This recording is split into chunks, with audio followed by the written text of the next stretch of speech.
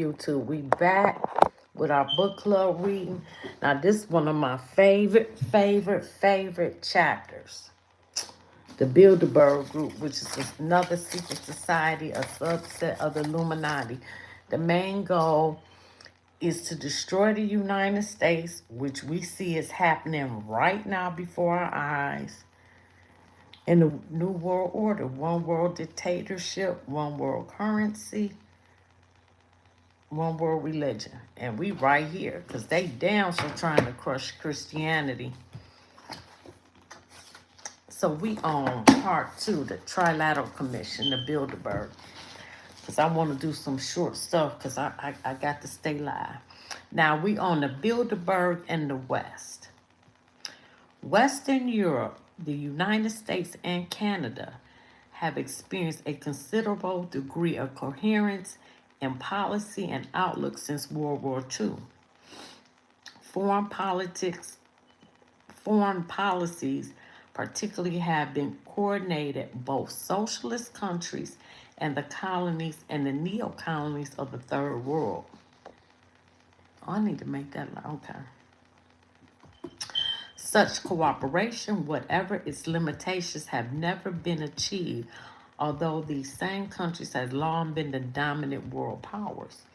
The U.S.-led Western Empire of the last 4 decades has worked through a number of international economic, political, and strategic institutions, such as some which claim to be universal: the United Nations, funded by the Rothschilds; the International Monetary Fund, funded by the Rothschilds; the World Bank is the Rothschilds; the Organization for Economic Cooperation and Development, OCED; and the North Atlantic Treaty Organization, NATO.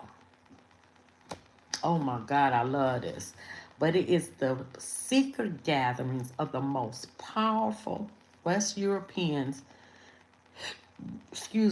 and North Americans, known as the Bilderberg meetings, which have felt to some degree that need to coordinate the transnational system of the West. And you see Alex Jones, he just tried to get into a couple of their meetings and expose their meetings. And the Bilderberg Group is the heads of all industry get together once a year, heads of country, and they develop policy for the world. This meeting happens every year since the 50s. Bilderberg name comes from the group's first meeting place, I told you, at the Hotel de Bilderberg in Holland in May 1954. I told you. Participants in the meetings over the last 25 years have included, well, now we can say, because this book was written in 1980, so now we can say the last 50 years. Participants in the movie meetings over the last 25 years have included some of the top ruling class actors in the post-war history of Western Europe and North America.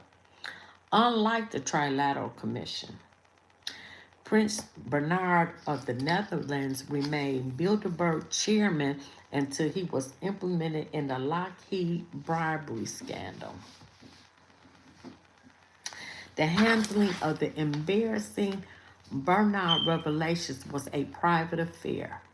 Like all Bilderberg's operations, the 1976 meeting scheduled for April 22nd and 25th, and it's every April during the weekend, in Hot Springs, Virginia, was canceled to avoid undue publicity and Bernhard's resignation of his position in August 1976.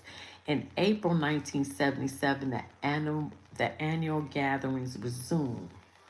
There is certainly room for disagreement about the role of the Bilderberg meetings in the flow of events since its founding in 1954. In my view, Bilderberg is neither a world superpower, nor is it a club where incidental shop talk takes place. Top exec, I told you, see, you got to know, I know what I'm talking about. Top executives from the world's leading multinational corporations meet with top national political figures at Bilderberg meetings to consider jointly the immediate and long-term problems facing the West. I just told y'all. Bilderberg itself is not an executive agency. However, when Bilderberg participants reach a form of consensus about what is to be done, they have at their disposal powerful transnational and national instruments for bringing about what they want to come to pass. That is a fact. That their consensus design is not always achieved in the reflection of the strength of competing resistant forces outside the ruling capitalist class and within it. Bilderberg is not the only means of Western collective management of world order. It is part of an increasingly dense system of transnational coordination.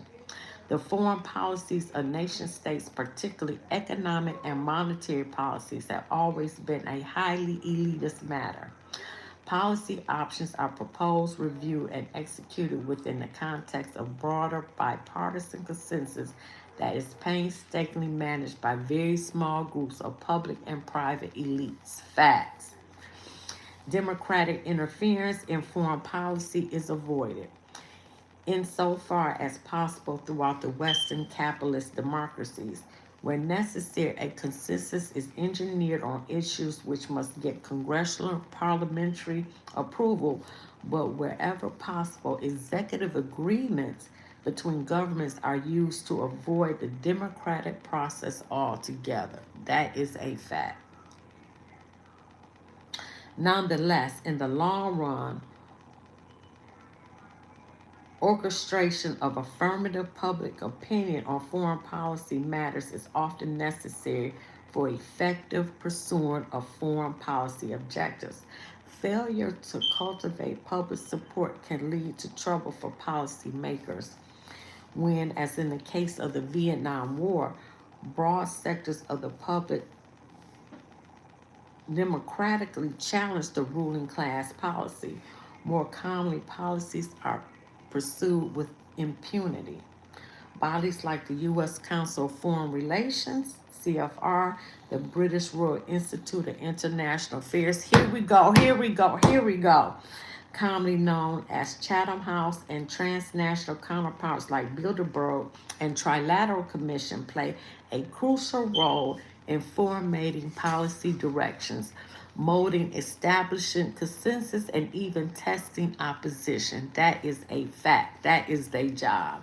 These institutions propagate the resulting policy positions throughout their network of authoritative channels, setting the limits of respectable foreign policy debate. How well or poorly this elite apparatus works can be evaluated by considering post-war U.S. policies toward Europe and by assessing the role of Bilderberg in pushing Western Europe toward closer regional unification and toward deeper alliance with the United States and Canada. Europe, a region whose shape has been greatly altered with each world war, has long been a concern of the U.S. ruling class. In the 1920s, U.S. leaders pushed for a United States of Europe, a stable entity which would be far more appropriate for a managed world economy.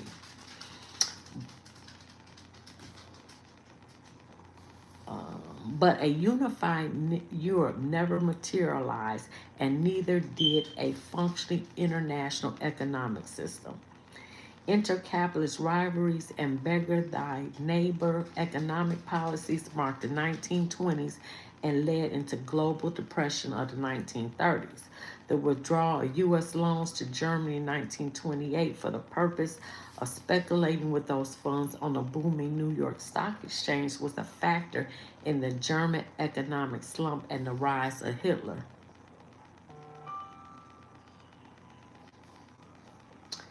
Even after Munich, future Bilderberg members were were appeasers of Hitler and of his fascist supporters in their own countries. The Munich Pact, an agreement signed in 1938 in Munich, Germany, by Great Britain, France, Italy, and Germany, ended the Czech Sudetenland to Nazi Germany. The pact is regarded as an epitome of mistaken political appeasement, for shortly thereafter Hitler invaded Prague. What are you doing? Oh, invaded Prague, the capital of Czechoslovakia. The lesson enshrined a Western strategic thought was that if aggression was not blocked at the outset, it would escalate. President Johnson, for example, called up the memory of Munich in justifying the domino theory of Southeast Asia. President Carter rationalized the harsh U.S. response to Soviet intervention in Afghanistan in the 1980s. Yeah, and when Russia entered Afghanistan, that's why I couldn't believe we did that. They ran the Russians up out of Afghanistan in the 80s. But anyway, that's another story. The Okay, we did that. Moreover, U.S. firms such as Standard Oil of New Jersey, Rockefellers, continued to cooperate with Nazi Germany through the German firms such as IG Farben, even after the Council on Foreign Relations and the Roosevelt administration had decided upon war with Hitler. The 1930s demonstrated the need for multinational management of world capitalism. This vision was brought to fruition in the 1940s as the arsenal of democracy. The U.S. had supplied war material to the Allies under a scheme called Lend-Lease. This allowed the transfer of material without immediate payment but fostered enormous indebtedness. In 1945, the U.S. abruptly cut off Lend-Lease to both the Soviet Union and Britain, leaving them in precarious straits and affording the U.S. additional leverage in architecting the post-war world. The central feature of U.S. policy toward Europe was its perception of Europe as a unified economy, and Germany was recognized to be of primary importance. The decision to divide Germany into East and West was taken by future Bilderbergers. Denazification was forgotten in the push to expand Western zone of Germany as the core European economy. Once European reconstruction was seen as urgent for the solidifying of the West, steps followed quickly. In June 1947, U.S. Secretary of State General George Marshall announced that if the European countries jointly produced one plan for European recovery for the U.S. would finance it by providing Europe with the withdrawal to buy goods and services from the U.S. The foundation of the United States of Europe would establish, and the risk of post-war depression in the U.S. would be forestalled. The so-called Marshall Plan was approved by Congress in 1948 with $17 billion in aid for European recovery. Wow. The Marshall Plan pushed for rapid removal of economic controls and promoted political, economic, and military integration of Europe. The Organization of European Economic Cooperation prepared joint plans submitted to General Marshall and coordinated intergovernmental assessment of national economic policies. The OEC was transformed into the Organization for Economic Cooperation and Development in 1961, with the U.S. and Canada included as fully participating members. The European Coal and Steel Community, a common market in coal, iron, and steel, was formed in 1950, removing a major historic reason for French-German warfare. The ECSC was supplemented by the broader European Economic Community known as the Common Market. The EEC, established the Rome Treaty in 1957, was designed to eliminate market barriers and unify trade and foreign policies, creating one large free trade zone. The common market's 6 original member nations: France, West Germany, Italy, Belgium, the Netherlands, and Luxembourg were joined by Britain, Denmark, and Ireland in 1972. Post-war strategic alliances were also being strengthened. The Truman Doctrine had been enunciated by President Truman in March 1947. The U.S. would provide assistance for combating internal or external communist threats anywhere in the world. Quickly, the U.S. replaced Britain in aiding Greece and Turkey. This was the start of a chain of military alliances, the most important, which was the North Atlantic Treaty Organization, NATO. Wow. NATO requires its 13 European members to jointly assess their military requirements with Canada and the United States. It is the core of Western military planning. Together with the Marshall Plan, NATO served as the basis for making of Atlantic Europe. The Europe closely integrated in the Atlantic Alliance with the United States. The European movement, led by Joseph Ratzinger and other Bilderberg founders, became the unofficial political arm of Atlantic Europe, as we will see in the following section. I think I'm going to end that right there. Yep. Oh, this is a long chapter. Oh, my God. This is good. Oh, yeah. We're going to end that right there. How long is it? Yep. Yeah, we're going to end that right there, and I'll be back. Like, share, subscribe, leave a comment. That's the Bilderberg Secret Society. This stuff is so real. We looking at the end of fall of America. We looking at it right now. America got to fall, and she falling fast. Lord God help us. That's all. Like, share, subscribe. I'm coming back with another one.